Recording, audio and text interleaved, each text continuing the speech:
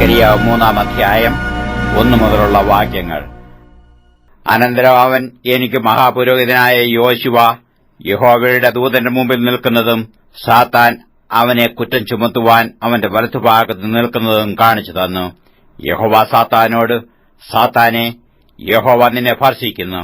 യെരൂശലേമിനെ തിരഞ്ഞെടുത്തിരിക്കുന്ന യഹോവ തന്നെ നിന്നെ ഭർഷിക്കുന്നു. ഇവൻ തീയിൽ നിന്ന് വലിച്ചെടുക്കപ്പെട്ട കൊള്ളയല്ലയോ എന്ന് കൽപ്പിച്ചു.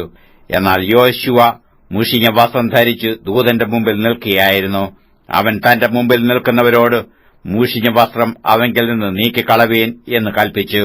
പിന്നെ അവനോട്, ഞാൻ നിന്റെ അകൃത്യം നിന്നിൽ നിന്ന് പോക്കിയിരിക്കുന്നു, നിന്നെ ഉത്സവവസ്ത്രം ധരിപ്പിക്കും എന്ന് അരുളിച്ചെയ്തു.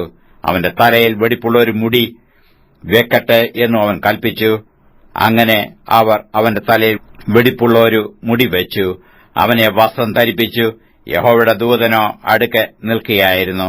യഹോവയുടെ ദൂതൻ യോശുവയോട് സാക്ഷീകരിച്ചതെന്നാൽ, സൈന്യങ്ങളുടെ യഹോവ ഇപ്രകാരം അരുളിച്ചെയ്യുന്നു, നീ എന്റെ വഴികളിൽ നടക്കുകയും എന്റെ കാര്യം നോക്കുകയും ചെയ്താൽ നീ എന്റെ ആലയത്തെ പരിപാലിക്കുകയും എന്റെ പ്രാകാരങ്ങളെ സൂക്ഷിക്കുകയും ഞാൻ നിനക്ക് ഈ നിൽക്കുന്നവരുടെ ഇടയിൽ ആഗമനം അനുവദിക്കുകയും ചെയ്യും.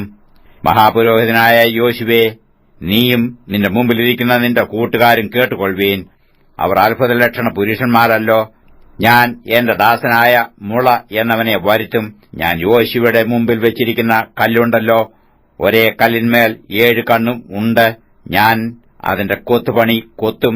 ഒരു ദിവസത്തിൽ ഞാൻ ദേശത്തിന്റെ അകൃത്യം പോക്കും എന്ന് സൈന്യങ്ങളുടെ യഹോവയുടെ അരുളപ്പാട്.